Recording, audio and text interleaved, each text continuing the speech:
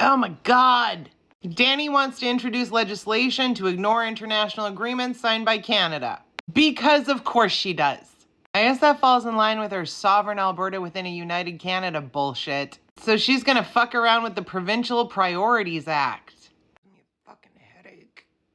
Danny's press secretary, Sam, said Alberta's upset because the federal government isn't required to consult with Alberta. And Alberta seeks to clarify that international agreements entered to by the federal government will only be enforceable if Alberta said so. He didn't provide examples, but did reference, are you ready for it? The World Health Organization and their pandemic agreement, which Canada, along with many other countries, are a part of. But Danny doesn't want that imposed on us. If we want to have a pandemic, God damn it, we'll have a pandemic. Honest to Christ. And so she's gonna introduce this because the feds can't tell us what to do. Here's the thing. The Constitution outlines what is federal and provincial jurisdiction.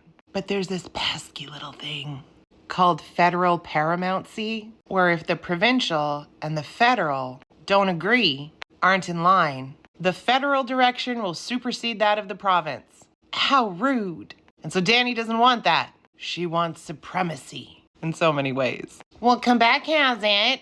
We aren't Quebec. Alberta does not have a distinct identity. But here's the thing. If Danny doesn't want to be part or have to follow something like a pandemic agreement, which is healthcare. Now bear in mind, provinces have authority over things like hospitals. But if she doesn't want to follow a pandemic agreement, then maybe she shouldn't get the federal money. Let's take a look, because I know people are going to come back. Equalization payments. Now this isn't up to date, but according to the Fraser Institute, which Danny loves, we are a significant contributor to the federal revenue. Yay, Berta. And in 2022, we contributed an estimated $3 billion. But we also got $7 billion back.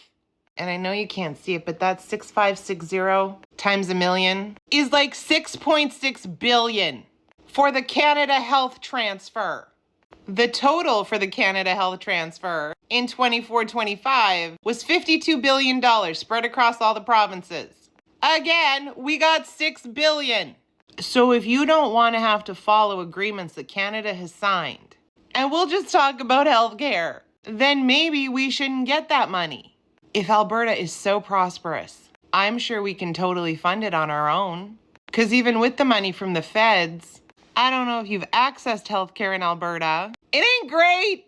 Where's all that money gone? And don't tell me it's for salaries for frontline workers. It's not. This is just made up legislation to make it look like Danny's doing something to free ourselves from the grip of the feds. But really, it's kind of a nothing burger because the provinces already have the ability to do what they want in a lot of areas. And should the feds come down and use their paramountcy, where no other province is creating bullshit legislation, we're going to be the ones that say no. Bring all the pandemic here. We'll take it all. We already have measles. Throw in some polio, a little diphtheria. It's a good time, because I'm sure our healthcare system can certainly withstand another fucking pandemic. Tell me again how you're not a separatist, Danny, without using the term as sovereign Alberta within a united Canada. Because Alberta cannot be sovereign within a united Canada. You're basically saying Alberta wants to do whatever the fuck it wants to do. The rest of Canada needs to be united. Maybe we'll play along. But we're sovereign within a united Canada. But sovereign. But give us the money. Don't take our money, but sovereign. Not only is Danny a fucking pinecone, but all the people still going, yeah, Danielle. Do you not read? Never mind, don't answer that.